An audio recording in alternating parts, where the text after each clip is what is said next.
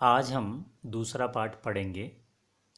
पाठ का शीर्षक है बिलस्य वाणी न कदापि में श्रुता। इसका हिंदी अर्थ होगा, बिल की आवाज़ मैंने कभी भी नहीं सुनी। जब हम पाठ का शीर्षक हिंदी में बना रहे हैं तो शब्दों को आगे पीछे करना पड़ेगा। जैसे मैंने किया, बिल की वाणी मतलब आवाज़, मैं मतलब मैंने, कदापि मतलब कभी भी, न श्रुता नहीं सुनी। पाठ का परिचय। प्रस्तुत पाठ संस्कृत के प्रसिद्ध कथा ग्रंथ मतलब ऐसा ग्रंथ जिसमें कथाएं हो, जिसमें उदाहरण के रूप में हमारे पंचतंत्र, जो उसको हम सब जानते हैं, पंचतंत्र के तृतीय तंत्र। पंचतंत्र में 5 तंत्र होते हैं, तो उसका तीसरा जो तंत्र है उसका नाम है काकोलुकीय। उससे संकलित है, लिया गया है। पंचतंत्र के मूल लेखक विष्णु शर्मा है। इसमें 5 खंड है, जैसा मैंने कहा था, 5 तंत्र, 5 खंड, जिन्हें तंत्र कहा गया है।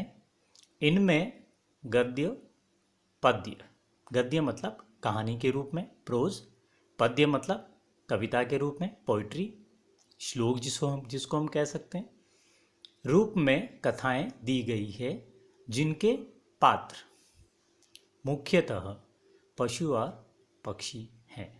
पाठ का अनुवाद करेंगे हम। पाठ का अनुवाद करने के लिए हम पहला जो पाठ का गद्यांश है, पैराग्राफ है, उसको हम पढ़ेंगे। पहले हम रीडिंग करेंगे।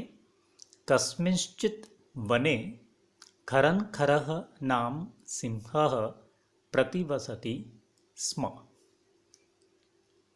इस पंक्ति का अर्थ जब हम करेंगे तो कस्मिंश्चित् किसी, वने वन में, सप्तमी विभक्ति के कारण में मीनिंग होगा। खरंखरः नाम, खरंखर नाम का, सिंहः शेर, प्रतिवसति स्म रहता था। हिंदी अनुवाद में भी लिखा है, देखो, किसी वन में, कस्मिंश्चित् वने, खरंखरः नाम, खरंखरः नाम, खरंखर नाम वाला, सिंह शेर, प्रतिवसति स्म रहता था। सह कदाचित् इतस्ततः परिभ्रमन् क्षुधार्तः न किंचिदपि आहारं प्राप्तवान। उसने कदाचित मतलब कभी, किसी समय, इतस्ततः इधर उधर, परिभ्रमण, परिभ्रमण मतलब घूमना, घूमते हुए, क्षुधार्तः जब भूख से दुखी हो गया, क्षुधा मतलब भूख, आर्त मतलब दुखी, यहाँ संधि है, भूख से दुखी, भूख से पीड़ित। किंचित अपि कुछ भी, यहाँ भी संधि है, कुछ भी। आहार मतलब भोजन, न का मीनिंग बाद में करेंगे, न नहीं, प्राप्तवान प्राप्त किया, पाया, मिला। अब उसको हम भाव में अर्थ का जब हम करेंगे तो किसी समय कदाचित भूख से पीड़ित होकर, क्षुधार्तः, इतस्ततः परिभ्रमण इधर उधर घूमते हुए, यहाँ इतस्ततः परिभ्रमण घूमते हुए, उसे, वह के लिए आया है, कोई भी भोजन नहीं मिला, किंचिदपि आहारम न प्राप्तवान। ततः उसके बाद, सूर्यास्त समय, सूर्य जब अस्त होता है, शाम का समय, एकाम महतीम, यहाँ विशेषण विशेष्य है, महती मतलब बड़ी, एका मतलब एक, गुहा मतलब गुफा, तो एक बड़ी गुफा को दृष्ट्वा देखकर, सह अचिंतयत उसने सोचा। अब हम एक साथ मीनिंग जब करेंगे तो ऐसे बनेगा, इसके बाद शाम के समय एक विशाल गुफा को देखकर उसने सोचा। क्या सोचा? या इन्वर्टेड कोमा में लिखा हुआ है, नूनम एतस्याम गुहायाम रात्रौ कोपि जीवः आगच्छति। नूनम का मतलब होता है निश्चित रूप से, निश्चय ही। एतस्याम गुहायाम, ये दोनों विशेषण विशेष्य है, ये सार्वनामिक विशेषण है गुफा का। इस गुफा में रात्रौ, सप्तमी विभक्ति है, रात में।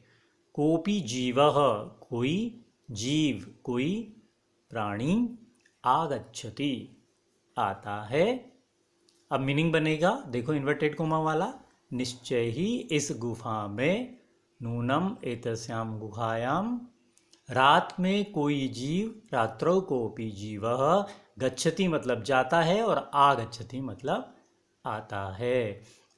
अतः अत्रैव निगूढ़ो भूत्वा तिष्ठामि इति। अतः मतलब इसलिए, अत्रैव यहीं, निगूढ़ो भूत्वा मतलब होता है, निगूढ़ का मतलब होता है छिपना, निगूढ़ो भूत्वा मतलब छिप करके, तिष्ठामि बैठ जाता हूँ।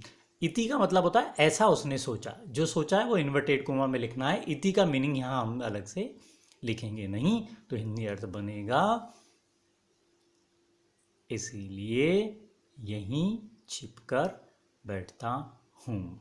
तो आज हमारा ये पहला गद्यांश, पहला पैराग्राफ हमने पढ़ा।